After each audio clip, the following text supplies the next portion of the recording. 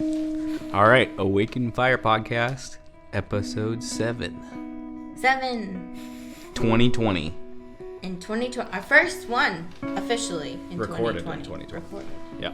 Yeah. We have Ben Barnart here. Good to be here, guys. Longtime friend. Yep. Author. Author. How many years? Like 20 something. Couldn't even tell you at this point. Author, speaker, Dad. Husband. kids high school pastor, youth group pastor. Wow. Formerly. Formerly. And what else can I say? A friend. Just a friend. He doesn't really care for dogs, but he likes our dogs. I have a relationship with dogs. You know, we all they're not my favorite, but we get along. Your dogs are nice. He's nice to our dogs. Do you have cats? No, No. I'm not a cat person either. They don't have I'm Just not- no animals. I'm a neither. Liz doesn't like animals either, though. And I'm married Golden. to another one. I really thought I was gonna get married to someone and have to put up with their dog, but she's just like me. So when you were younger, what would be an animal? Like for me, for instance, an animal is just like so absurd that you would want this. Me personally, when I was younger, I wanted a black garden snake as a pet. Okay. What? Yeah. For like Specifically? a year. Yes. I wanted like a short length black garden snake. I thought it was kind of cool. Don't tell Gabby, she hates snakes. But what would be like a pet that was just like so unusual? I wanted a tarantula when I was a kid, but See, that's terrifying. I had a friend who had one. I thought it was so cool, but Yeah. my mom was not about that. So Somebody I knew had a newt, like a little lizard, Yeah. and it was so small, Yeah. and I loved it. But I'm like, I don't know. We had hamsters. I feel like those were like the dumbest animals to have. They're dirty. We had a lot of fun with them. I had tons of fun. We had with it. loads of fun I with would them. put but them on the back of jets, big jets, fly them in around, our put them in school school bus. buses, put them in Push 'em cars. down Like the they had whole kitchen. storylines, each hamster. Yes. Like I had the time of my life. I know. Like I'm not the movies kid with the hamster. I am the hamster guy when I was younger. Yeah. Mm-hmm. Yeah. Like they didn't go in those balls. No. They went in our toys. They were a part of our lives. They were a part of our lives. it's amazing. Okay, I didn't expect. It's a good. I was like, what other things do I know about Ben? He doesn't really like dogs. What's your favorite kind of So food? negative. Oh. What? Pizza. I love almost He all loves food. food. That's the thing. There's very few that don't like. I mean, wings What are do you like not my like? all-time favorite. There's Beets. beets are that's one. Yeah, there's very few things that Yeah. I'd rather like be hungry than eat, but there's a few. Yeah. Olives, cottage cheese, Oh yeah. probably beets. I hate cauliflower. Anna loves cauliflower. Yeah. That's about the whole list. Other than that, I don't like asparagus because I have that gene that you can smell. Your pee smells weird. I do too. Well, since Gabby's been my wife in cooking for me, like when she makes asparagus and she does like lemon juice and oil and and it's not butter the and taste. salt, like, and you bite it, it's like a culinary food. It's like a legit thing. And I hated asparagus. Not eating it. Straight up asparagus, no. It's Can't not do eating it though. I like to eat it. Yeah. See, so Ben, good. it's really easy to Yeah. be on our podcast. I love it already. Yeah. So relaxed. Maybe too relaxed. So, Ben, let's see. Does it do better if you like kind of tell like your background story? I'd be happy to. I can Okay. tell you Just something. like brief, like kind of just like kind of like your history with church and Jesus and life. Because I think it would be good to give everybody a little nugget.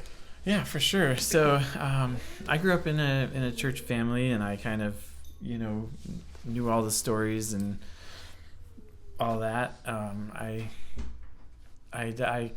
think I got it at an early age. Like I realized that I was doing things that were wrong, and I needed forgiveness. So I think I understood that, and I understood like Jesus as a way to like avoid punishment for that. So I think I accepted Jesus at that level when I was maybe like 8 years old, a little kid.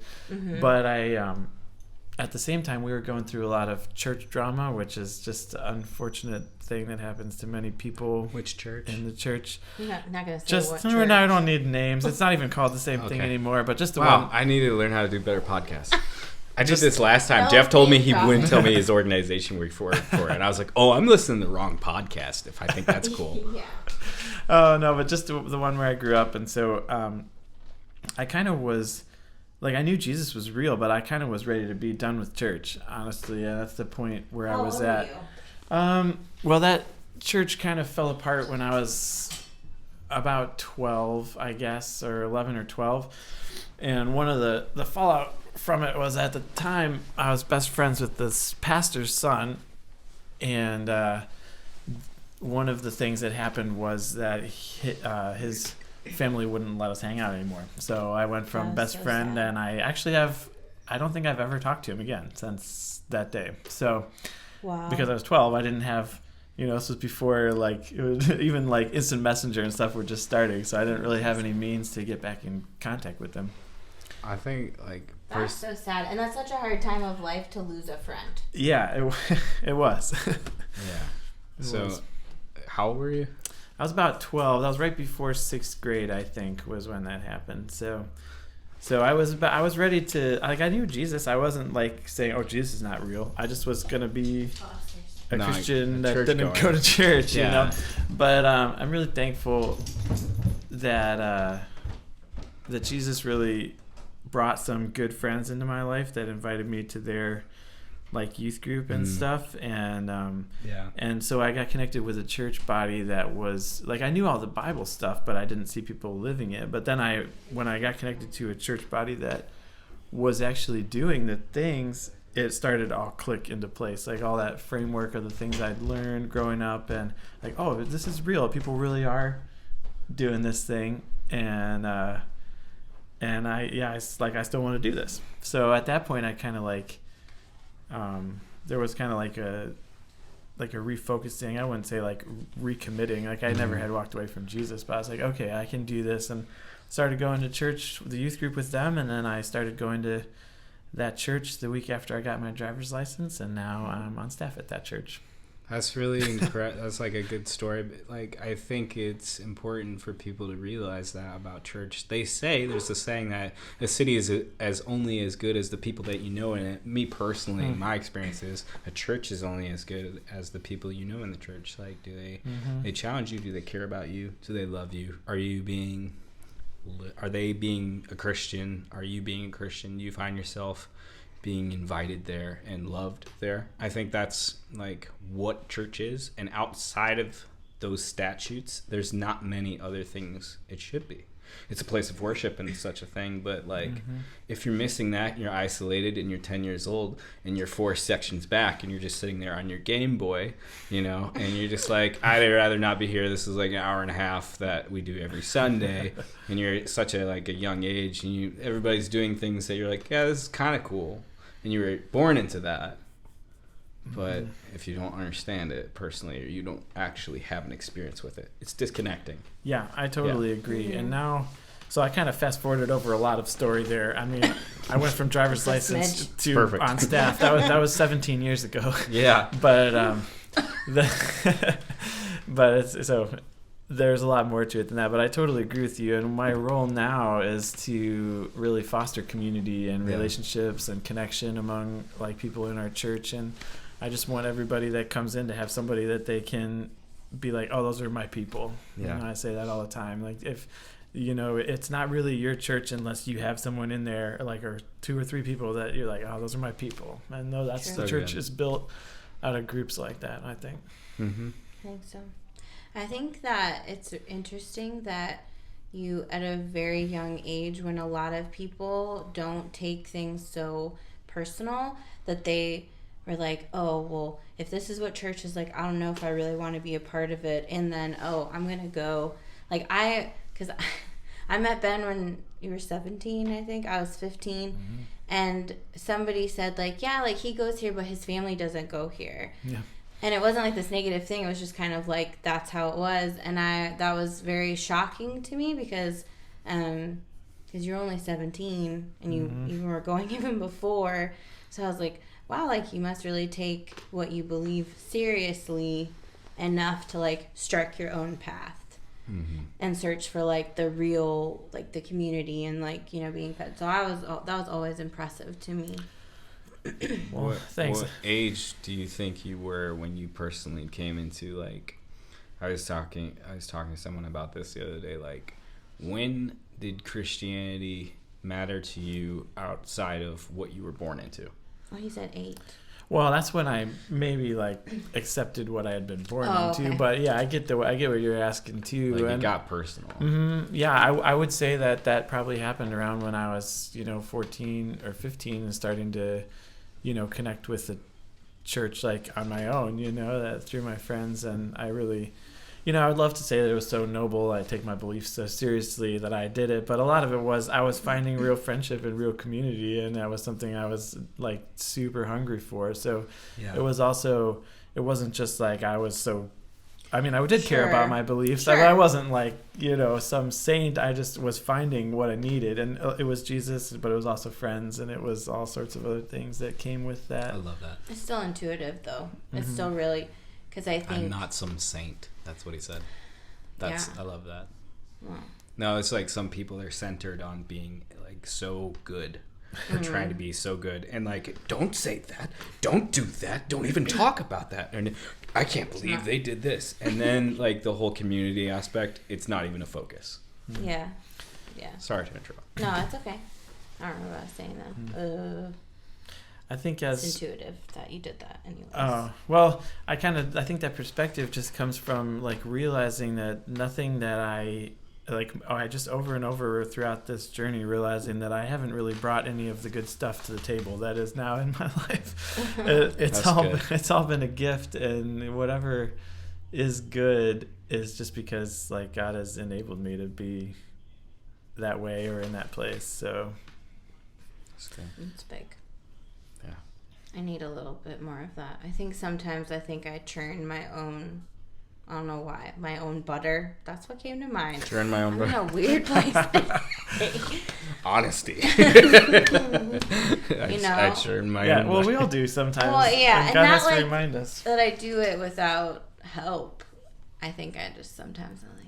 What's interesting is that you can kind of make your community also outside. Like what will happen probably with what has happened with you is that you're in a workplace. Everybody has a workplace Oh, sure.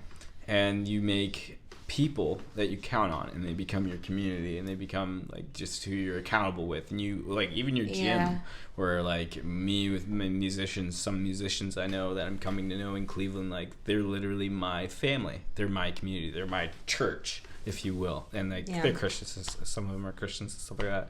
But it can happen. Yeah, I think so. I think the church has still been like a huge place of community though for me, regardless, because everything else is so like I don't know. I've always had an issue with being friends with people I work with because where's the line? Like you hang out. Yeah. You have accountability to each other at work, it's kind of, so I've always kind of shied away from it. And I think as I'm getting older, I'm getting a little bit better at balancing it all. So I'm not like, I have no friends at work and I would never go out with them or whatever. But, going to the bar again? What? Wow. Yeah, thankfully, like, I'm past that point. You got so messed up last night. Wow. I know you were almost late to work today. No. When was 21? Oh, you're not 21 anymore. 10 years ago on Saturday. 10th man. Anniversary. This guy is so funny. Like, so I have a show tomorrow night, and like we had friends that invite us out. They're coming to the show, and they invite us out after the show, and I'm like, I literally like, told I'm Gabby, going to bed. I said, we have a curfew. So, because we want to go to church, I really want to go to church in the morning. Yeah. Yeah. Okay, so let's talk about your book for a second here. Okay. So you have a book. Oh yeah, he wrote a book. I did. It's been a while now. I just haven't ever gotten around to promoting it. But yeah, I wrote a book. Here's your chance. I finished it late in 2018, actually. And it was a really big project, really fun to work on. It's a book about Gideon from the Bible, the story of Gideon from Judges. And I just kind of walked through the story and found where I felt like things from my life paralleled it, and just kind of talked about Gideon and the lessons that I was learning from his story as I was going through my journey of becoming an adult and really finding like faith that mattered to me as not just as part of my family. And so it's kind of a coming of age book. I finished it when I really finished writing it almost when I was like 27. I'm 33 now, but it just was a long, it just was a long process. And I self-published it, so I had to learn different parts at every step. And during that process, I was like dating and getting married and moving and changing jobs and having a child and all this stuff. So like there were a lot of delays in production, but it happened finally. So know what that is. Like, okay, so you like, for me, it's like you have a song and you created the song.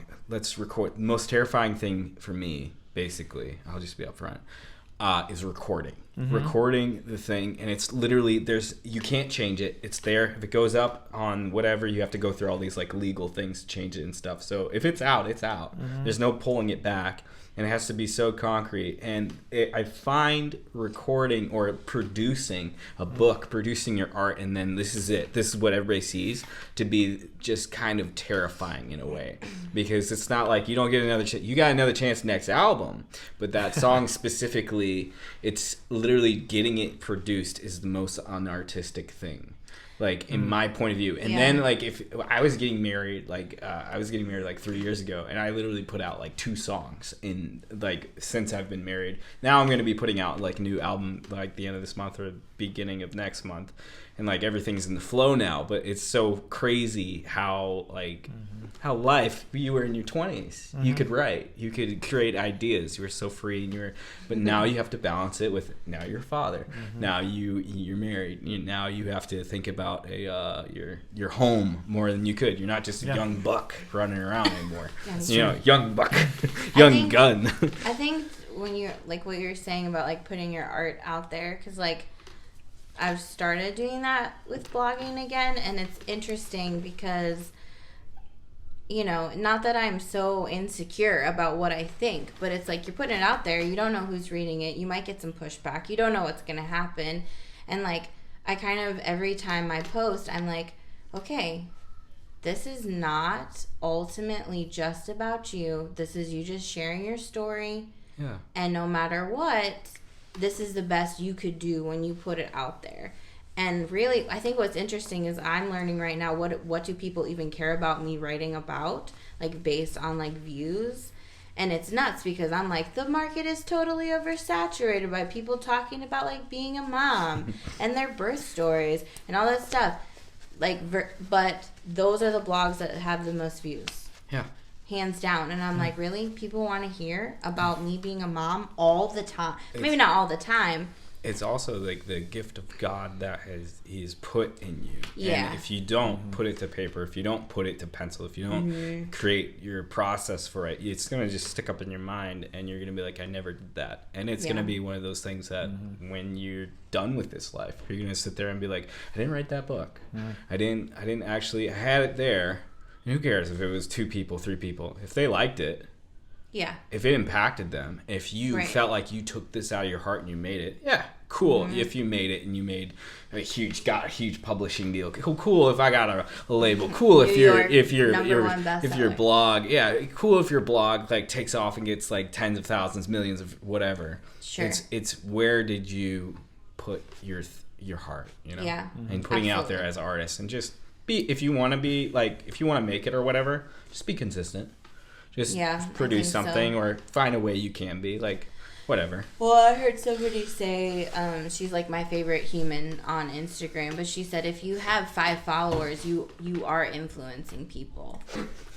I know, it's so cliche to say influencer. I know, Jeff hates it. You hate Instagram. I don't hate Instagram. I just hate that influence. I hate the phrase influencer. Okay, but I think it's so funny. Okay, I understand what you're saying now. But she's saying like you have impact. Like, don't close your eyes to the impact around you. Yeah, it might even be your community. Your story might when be your you community. play your songs. Yeah. Hopefully, eventually, I'll come back to like the song world. Yeah. But like, it's it's for someone. Like we're given gifts for ourselves and for God, but for people. Yeah. And I think that's something I've been like relearning. Yeah. That it's not about necessarily me, but the gift that has been given to me. And it's easy to like throw it up and just be like, all right, it's not going see what anywhere. happens. Yeah. Like, so. Yeah. Like, it's so funny because there's random people I would have never thought would listen to our podcast, like, love it. Yeah. And I'm like, really? Cool. We're just doing it for fun. Really? I mean, we love it. I think personally, what I would love, personally, the goal right now for anything that I do. Yeah, then we can. Is like, if my family and friends could hear parts of my heart, and then I could bring people that I wish I had longer conversations with, where I would like to hear them talk about certain topics, and I can put that into this. That's why, and it is trendy to have a podcast. I know it is. I know it's like, but it doesn't matter. But it's cool. I like it. That's why. Yeah. All right. So we love our podcast. Moving on. Gideon. No. I want to talk about Gideon for a second. Yeah. So, what would you say is, so you as a young man in your 20s, what chapter or verse like really stuck out to you about Gideon, like that you were like, this is me? Wow. Well, I'm gonna go get the book. no, that's fine. He wrote it. Yeah, I should remember what's in it. But no, there's so much of it, but just so much of Gideon. Like when God first came to him, what he said to God was, "You have the wrong guy," basically. Yeah. And here's the reasons why I'm not qualified to do anything big like what you're saying. And I just felt like I had been full of a lot of reasons why I couldn't do the thing, but I felt like Gideon probably, like, to have come up with that many reasons and have them so ready on your tongue when the Lord calls you, you have to like kind of want to do the thing inside you. You know, like, I felt like he was down in the wine press threshing wheat and thinking. I knew it was wine press. I knew it was wine press. Yes, like he was down in there threshing his wheat and be like, man, could I do this? Like so whatever, I don't know what thing I'm called to, if it's something like big, like saving a nation like him, but I felt like that overcoming that doubt, but kind of knowing inside that you're made for more, that really resonated with me. And that's kind of what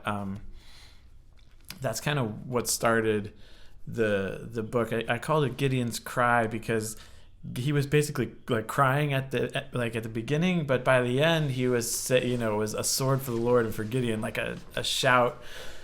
So like his like kind of little whimpering, like I can't do it, was like turned into mightiness. And like I don't know, I'm not trying to say that I've like arrived at that, but that's something about what being a man is, and I'm still trying to like to go and like get to that place and walk in that kind of strength.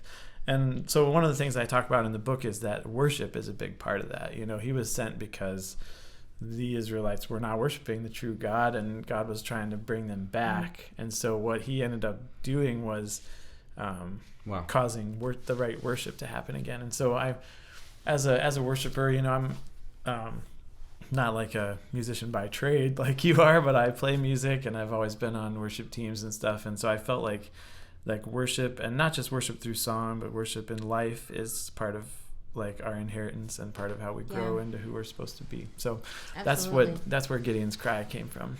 It's beautiful. Yeah. Gideon for me, I feel like is so undertaught, just a teaching, or just like a part of Judges that just could be just used. It's underutilized. I feel like it's definitely a teaching for guys, but I think there's women out there that can definitely use it too. Just be like, go out there. There's powerful women in Judges too. I've met so many guys in my life, they just like whatever they are, Christian, not Christian, and they don't know what they are. They don't know what they stand for. They don't know how to lead a home. They don't know how to even feel specifically even be in a relationship. They don't know how to like lead their life. And I was telling my brother Ben, I was like telling him, we were hanging out the other day, and I was telling him like, dude, I'm so proud of you, like, for not going into depravity. Like, I see people my age, like hitting like almost 30, like getting into, and it's just like they're just doing nothing. There's no overall directive. And I was just telling him, it was so funny. I was filling up the gas in my car, and the pump stopped at 1995, which is his birth year. And I was like, okay. So I thought I was going to compliment him, and he's going to think it's cheesy like he usually does. And I literally just told him it was me and him in the car, nobody in the restaurant to embarrass him, or like he might feel embarrassed by it. So I just told him, like, I think you're a good guy, like, and I appreciate you. And I think on a level, that is part of, like, I just having a directive as a man and just being like, this is my talent. Like, I think Ben's really smart, my younger brother. So, like, he's very just smart. utilizing that in just his nursing school, utilizing that as a medic in the Army National Guard, and just being sure of that, that I see him having is cool. And just kind of having an overall just purpose, I guess. Just having a purpose. Yeah, I think, well, I'm all for strong women. Yeah. But I think sometimes the culture that we are surrounded by right now doesn't have a good balance with still, like, calling for our men to be strong. You know, like, and I think I'm learning more about, because I'm a very strong-willed woman, and, like, I grew up in a household where it wasn't like women are lesser. So the understanding, I'm learning more about it all the time, because I don't have that mindset. I said, like, men, women, we're equal. We're different, but we're, you know, we can go at the same, you know, we're still strong. So I think, like, it's interesting because, like, I have a son and Ben has sons, and you'll probably have a son eventually. Have a dog. You have a dog. Small dog. But, like, it's so important to, like, to grow them in a culture where they're not, like, not to say that they wouldn't be okay with just, like, whatever, but to say, hey, like, what do you think about that? You know, giving them that space to have that opinion, to have that passion, and cultivating it in a really natural way. Yeah. Because I think it could easily be lost. Yeah. And I'm all, like, again, all for a strong women, you know. No, it's totally great. And we need that. I want it both, you know. It's a voice, and it's a voice of worship. It's a voice of God. It's a voice of the people. Even those people that can sing one worship song, or they can only do one single style of thing, like, you might fit somewhere else, or there might be something else part of this body that you come to support that you haven't figured out yet, or you didn't know you had. Yeah. For me, I didn't know I actually liked music until I started playing guitar when I was 15. And I didn't really like music that much until I did it myself. Really, that's kind of selfish. But, like, it became a thing for me. So I didn't know. Yeah, you didn't. I mean, I had no idea. I sang before I talked. Yeah. And I was, like, singing into microphones at, like, 6 years old. Yeah. And, like, you were like, whatever. Yep. And then it, like, switched. Yeah. Swapped. Yeah. Maybe we can meet in the middle. I can get some of it back. He said whatever. Do you want to talk? On that note? As I just started coughing you up. Okay. Go ahead. Be okay. No, just talk for a second. I think that it would be cool for us to hear you talk a little bit about this next year. Kind of the opportunities in front of you, and maybe, this is a good way to do it. We could do like what's one goal for you with the opportunity that you have this year. That way we can have a little. So think of an opportunity you have this year and one goal, like, associated with it. I'm gonna think while you talk. All right, so I am launching on an actual East Coast tour starting on the 31st, but I'm actually doing a show tomorrow, which is my first show in Cleveland at a bar in almost 3 years. Yeah. So this is kind of like a big deal for me, and I kind of didn't play in Cleveland by choice because I wanted the person who's been managing me for like 2 years to get me shows. Like last year I played at a radio station in New Jersey and a sold out coffee shop, and they didn't even know me, but they knew they were going to sell it out there because I was trying to get shows like that. So this year I got the opportunity, and she started booking shows in February and March, reaching from Pennsylvania, Ohio, New Jersey to Canada. basically. Sweet. Nice. And like just other shows. And then what it started to look like was, oh, we need more months. And it booked all the way from January to June. And now we are starting to book in August. So what we're trying to do is just try. I literally had to move around like my other side jobs and such, because it's like, okay, this is a thing. This is not. Yeah, and this like, needs to take this priority. is a real thing, priority, and it's something I've really waited for like I don't know, since after I graduated high school. I would say probably like 10 or 12 years, yeah. Yeah, and I definitely have tried to be productive and creative with music, and always trying to push myself to like the next thing. And kind of like in other areas of life, I feel like I've kind of pushed that, like some of those things, other things that would be considered to be like more of a rounded person. Sometimes I would push those things aside, like kind of like more of a more of a cool 20s life or something when you were in your 20s. Just be like, oh yeah, we went to this bar or whatever. Sometimes I was pushing just things that would be normal just aside, just by choice, because I wanted to be the best I could be. So it's really cool to be utilizing it this much over the next 7 months, and I'm hoping it'll just kind of continue. We're thinking it's going to be a wave that'll just begin my career, basically, really begin my career. And so I'm really excited. You already had a career. No, I already have a career. Right, I have a career, right. You are a musician. I am a musician. Yeah. That was never in question that I was a musician. So what would be like a goal, or not like in a positive way, like during this season, what is something you're going to like have to, maybe just to help you like keep focus or to encourage you maybe? Yeah. Just like even just a personal goal. My personal goal, probably musically this year. So I really like, over the past, I don't know, like 4 years, I've liked folk more. Okay. Of course, everybody has. But just me playing it and singing it is something that I've been trying to figure out. So musically, I want to get smaller. And then at the same time, which is really funny, I also want to get smarter. Whereas like, so basically, if you play anything musically that has 4 chords, it's something that has been set up by people like the Beatles since rock and roll was a thing. Yeah. And most like of our cultures in the West, music wise, we follow that 4 chord pattern. Yeah. But that's based around actually theory. It's actually musical theory in there, and it's actually smart. But if you don't deviate from that, it never sounds kind of like interesting. Right. So like, you have variations.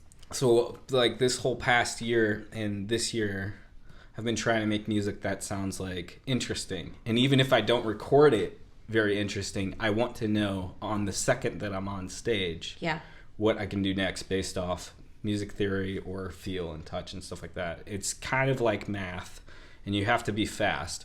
So originally what I worked on for like the past like 3 years as a guitarist was like being able to solo, think about a solo, and play it within the second it needs to happen, which is impromptu, which I didn't always have. Mm-hmm. So, and that it comes off sloppy sometimes. I'll know it's sloppy, but it gets more refined. So that's something I worked on, becoming like a soloist or impromptu. Now I want to know what chords work, what scales work, and know it, not just by, oh, that's over there. That's what I'm trying to do. Yeah. Yeah. Cool. I think it will be cool. Sorry, I just ran on. It's okay. No, it's okay. My favorite thing about when you're on stage is that you're I keep using the word intuitive. It's fine. It's my word.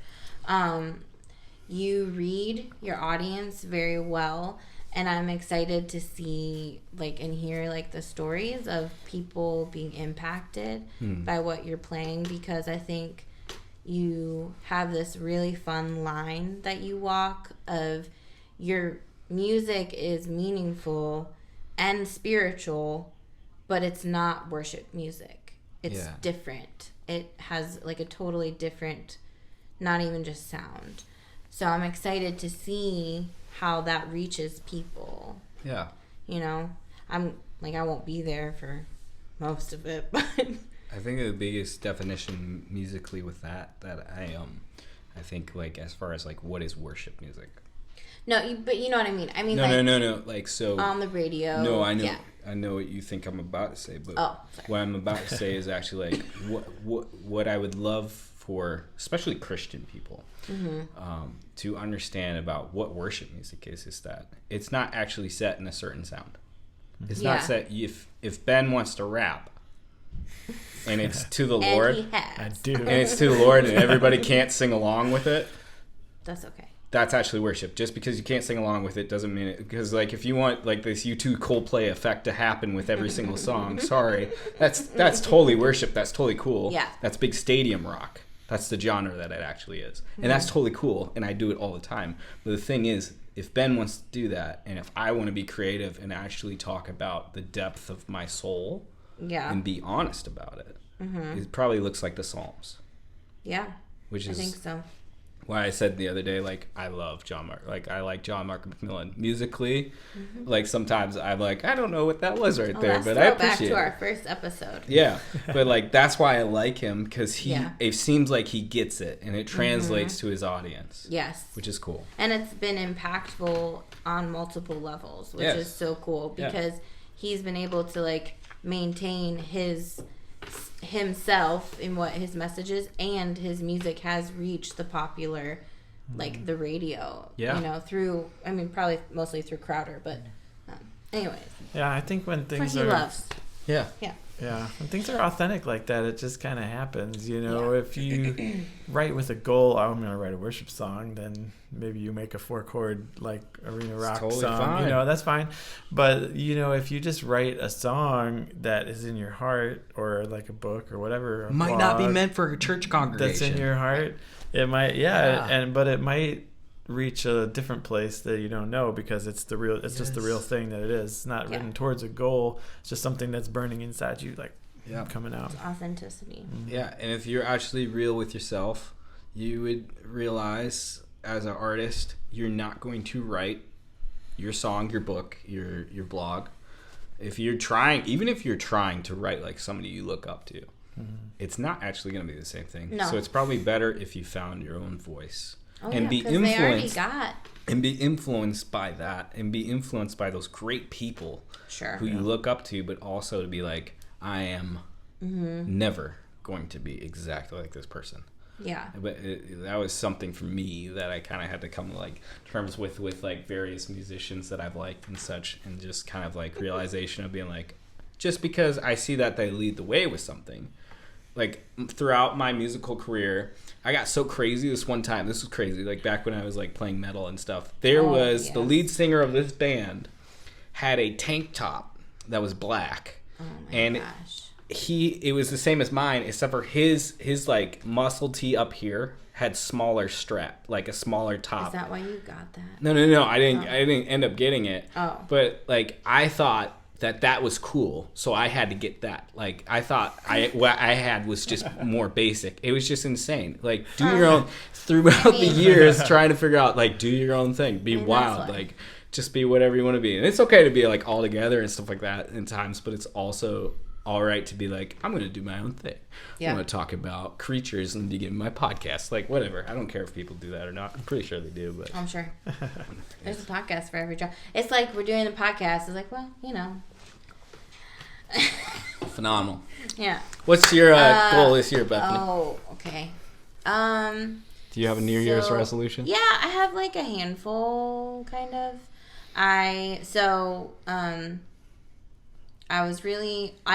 What's nice about the New Year is my birthday is a month later. So I kind of use my birthday as more of my starting point of my New Year. Kind of. I mean, I start things anyways earlier. Yeah.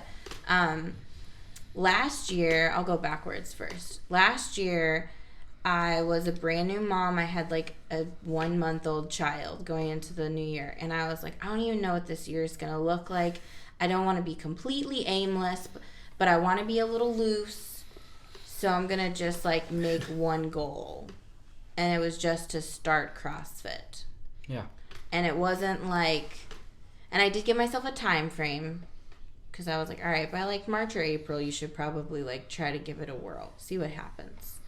So And I realized with making that, and it was so nice because as soon as I started, I like checked it off in my planner. I was like, goal achieved. It was like March or April. What do you think got you there?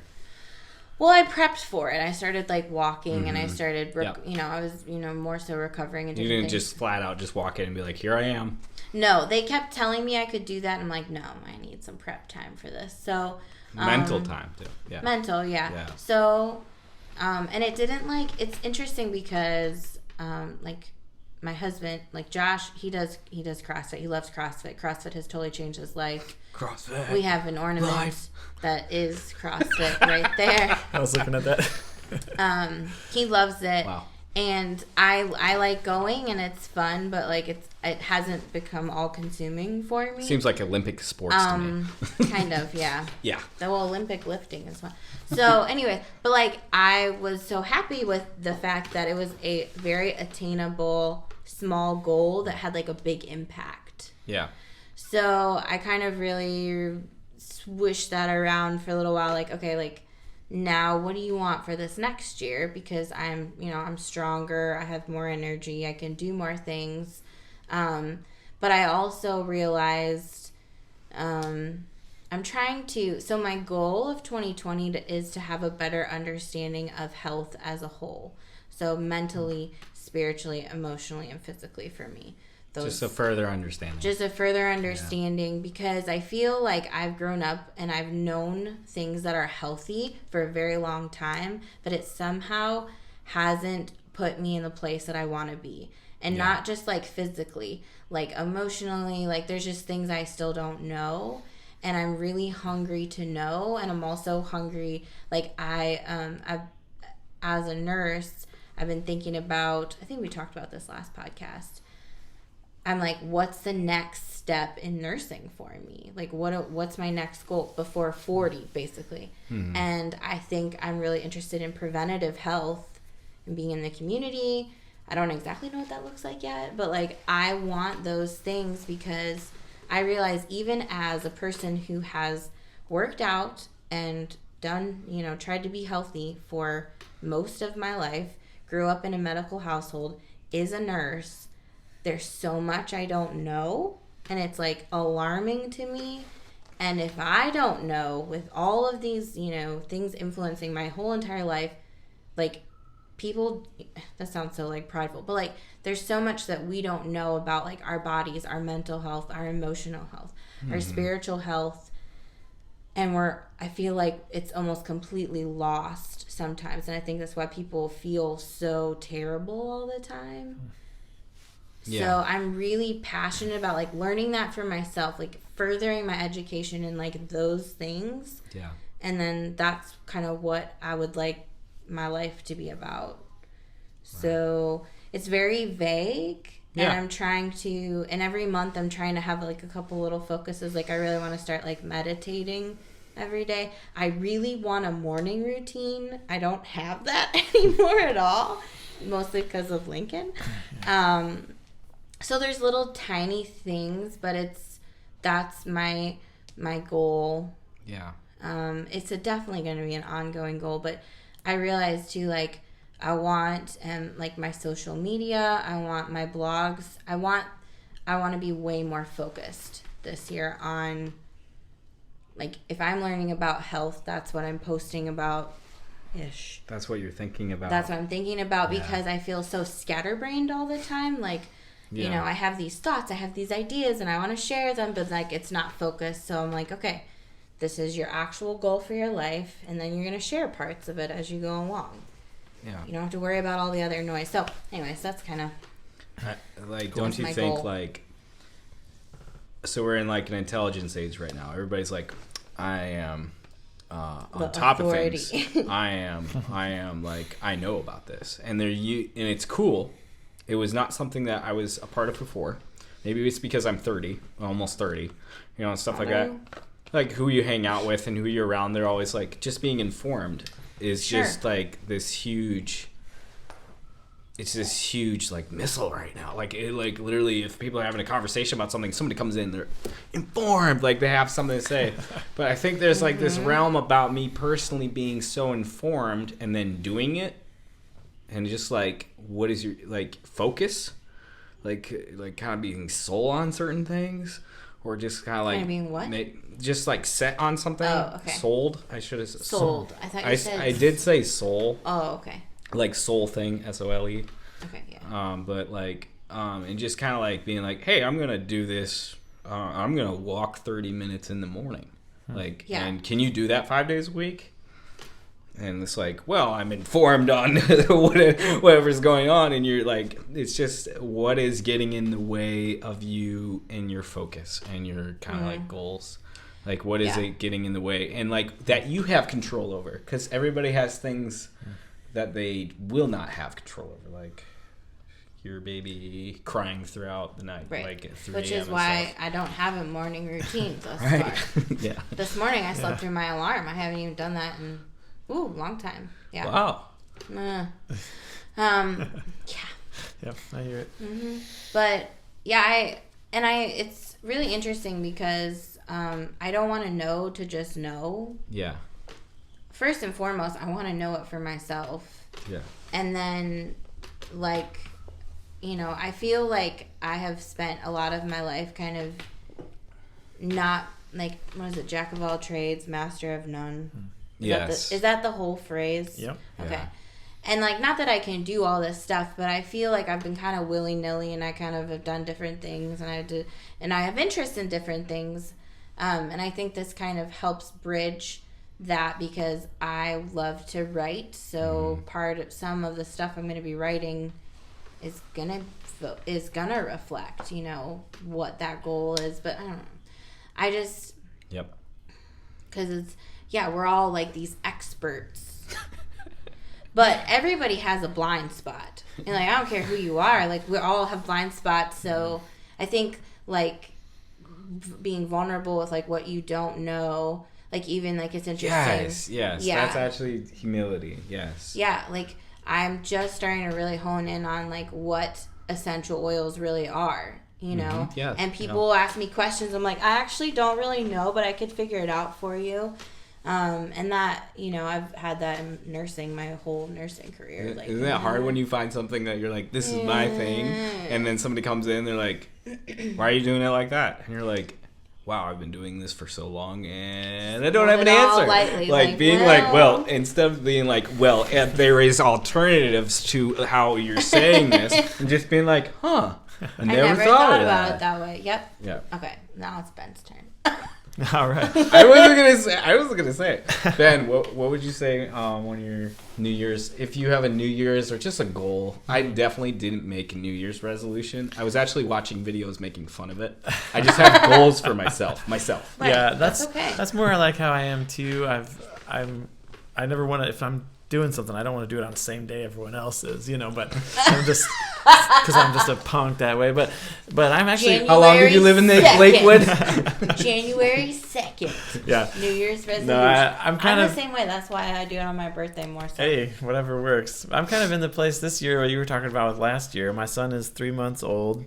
And so I don't want to be doing anything too crazy right now, because my life is largely, revolving around him at this time. I work. My wife also works, and there's 2 kids in the middle of that and figuring that out. But I do think that in the midst of that, there's some important things for me to grow in. And one of the big things I'm not a good, like, big picture thinker. Making big goals is, like, disconcerting to me. So I try to just, like, if I was going to do that, what is one little thing I could do and change that? So I was like, I'm drinking out of this water bottle while we're talking. This was one of my goals for, like, a couple years ago, and it's stuck. I was like, I realized I want to feel better. I need to stay hydrated. So I need to buy myself a water bottle I actually like drinking out of, and drink more water. Carry it with me and drink more water out of it. That's been one of my most successful ones. So just those little things that make a big impact. And so I'm looking for that in terms of my family this year. Like, I need to find ways to, like, integrate, like the parts of my life. I don't have, when I was like single and just on my own, I had time to be creative. I had time to spend with the Lord, and I had time to do my work, and I had watch movies. Yeah, I had all sorts of time, and I could break it up into little boxes. Yeah. But now I have this life that's like an integrated whole, and I'm looking for ways to like invite both like God into my relationship with my family, and my family into my relationship with God. So good. I think what I'm really looking for is like, I need to like start doing something, whether it's just like playing my guitar with my family around, which we do at our small group, once a week, but just like making that a regular part of what we do. So I haven't like defined it, like what is the little step that I need to take, but I want to do something that's gonna like stick, like something little that I can like make time for. I say prayers with my older son. He's 4, before bed and that kind of stuff. So like trying to like work those things in. I'm actually not sure what it is. I just know that I want my life to be more of a whole and not just like broken up into little parts. So that's something that I'm thinking about. I'm like, what is going to be like the water bottle for that? It's like, but I need things that hit multiple boxes. So like, I don't have a ton of time to play my guitar right now. So if I'm going to play it, I need to be able to play it with my kids there, and might as well make it about Jesus, and let's worship while we do it too. So those kind of things too. That's what I'm really looking for. I know I'm going to be stretched. Like having a kid is just a natural way to grow. You always are stretched. You always grow as you try to like raise a kid. So I know I'll be growing. It's just like, how am I going to, find the way to like, for my soul to be well, and to like invite my family into that. So that's my goal for the year. I'm not sure what the specific like little step is going to be, but something hit me like 3 days ago. It might have been 2. So we grew up, me and Anna were talking about this. Our first memories, I don't know about your first memory, but it's tied into music in our home. We were always apart. Top Gun. That's not surprising, First night. I think my first memory was sitting on Dad's lap while he was playing Ice cream. Ice cream. All right. Hey, it's fine. So, like, but I realized, so that was like a positive impact on my life, obviously, to grow up with music being such a natural part of our home, integrated, not separate. And it hit me like a ton of bricks. It's like, that is your responsibility. If you want that experience for Lincoln, it's you. And I was like, oh. Yep. Not that I hadn't thought about it, but I put it I was like, man, such a sweet memory I have, with that being a part of my life. And it was just a nice little call to action. Yeah. If you want that for him. Now he loves music all on his own. He loves it. He loves My it, sons too.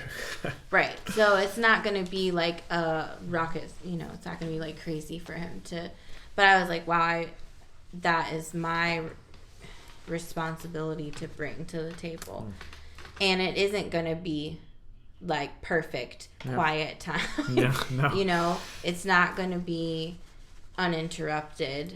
Yeah, but it's going to be meaningful, you know, and I was really struck by that. I'm glad you said that because it reminded me. And I'm like, okay, 1 year old, and he loves it. He'll sit on your lap and he's into it. Last fall, unintentionally, Gabby and we started praying in bed together before we go to bed and when we'd wake up when we could.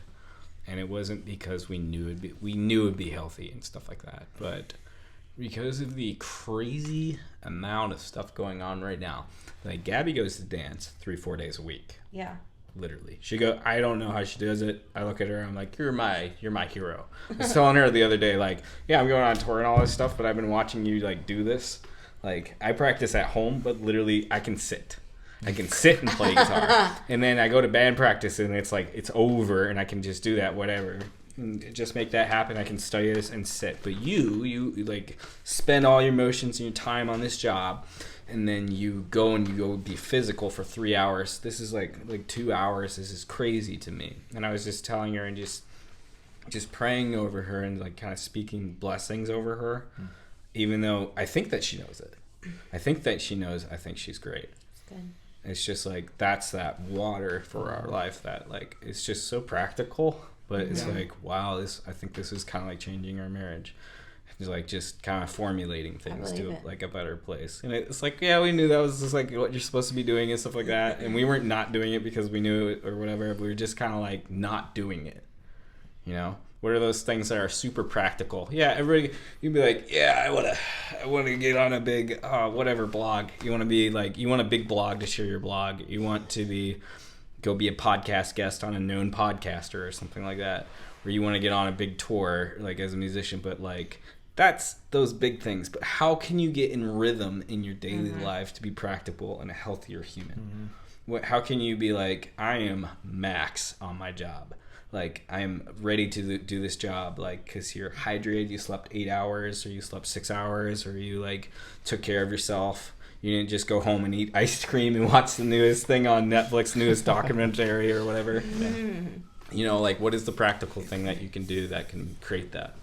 Me, personally, like, noise. There's so much noise. Like, there's so much, like, constant noise around me, and everybody's so on top of it. And then, like, people, when I talk to people, they say, so you didn't know about that? It's the thing I keep hearing. And it's, like, starting to become a thing for me. It's, like, I don't think it actually is as good as people think. I think that there's a lot of, like, it's good to be informed. It's good to be on top of things. But literally, it's just changing human culture a little bit. I think it's sometimes... We're afraid of silence.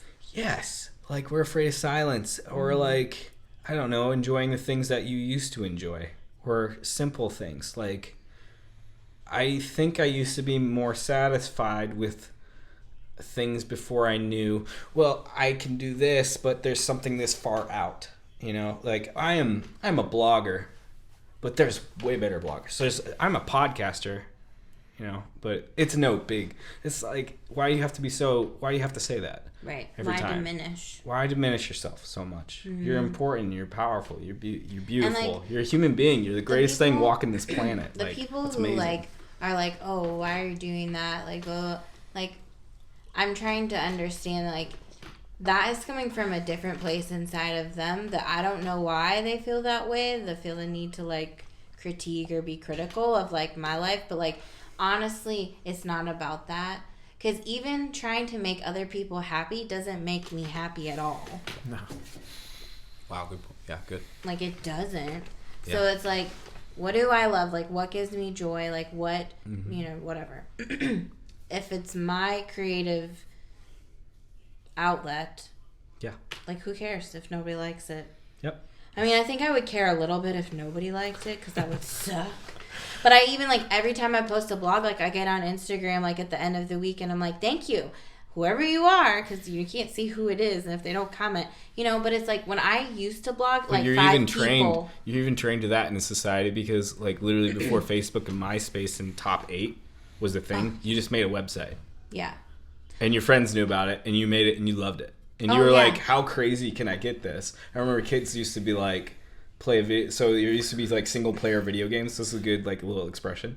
Like single player video games, you literally, oh yeah, I beat that level, and it was the hardest level, and you were all by yourself in a dark room, and you beat it. Now what's cool is in front of the entire nation, how high can I get on Fortnite, and everybody's watching it. Like I want to be like, it's this whole awareness of everybody around you at all times. I think that's what I'm saying. Yeah. But when I was But you're trained to that. No. And I am too. I'm a musician. I know like, that so well. Like, literally 5 people used to read it. So if it bumps past 10, I'm like, oh! It's a party. How fun! Because and if you were sitting with 10 people and they all listen to you, that's pretty cool. I don't care. I It's just the same love thing, it. It's right? so fun. So it is a little Right. bit of like, I like that positive feedback, but I'm trying to... Yeah. Like, one of my favorite Instagram people, she's just a person. Like, she's not an influencer or anything. But Yes, she is. She is. Right, but she is. Somebody, like, said something about, like, she was like, yeah, I don't follow her because she's annoying. And, like, she saw it because she was, like, tagged in a comment, and she, like, wrote back, she's like, yeah, I know, I am so annoying, even to myself sometimes. And she's like, 3 years ago, if somebody would have said that to me, I would have, like, crumbled into a mess. She's like, I don't know. She's like, we're just so all concerned about being liked instead of like really just being ourselves and being happy and searching for things that give us joy and give us peace. Yeah. She's like, and once you start realizing that like it doesn't really matter, like you can even let that stuff go. Yeah. And even acknowledge it, like, yeah, dude, I know I'm annoying too sometimes. So, anyways, I hate that we can't tell how long this is. It's long. It is. Yeah. Fun that was fact, great. everybody, we don't know how long our podcasts are. No, I do. No, I You do. know? No, I know. How long is this? Pretty long, but it was great because it was really organic and stuff. But I hope you guys, whoever listened all the way to this part, feel like this was great because it was great for me. Thank you, Ben. Thanks, Ben. Oh, thank you guys for having me. Love Yeah. it. We want to have Ben be a regular. I want Ben to be a regular. You want everybody to be a regular. You know? Yeah. Every guest are like, No, you want to come on no. There's definitely regularly? specific people that have been in my life. I'm like, oh, you're so like I like look up to. I you and agree. stuff, I like- think Ben has a lot like, of good things. yeah, and he can put up with us for an hour and a half. He has for this long. Yeah, So he's still here. Thank you guys for listening. I hope you guys have a blessed rest of the day. Feel informed. All right, I'm so. Bye. Bye.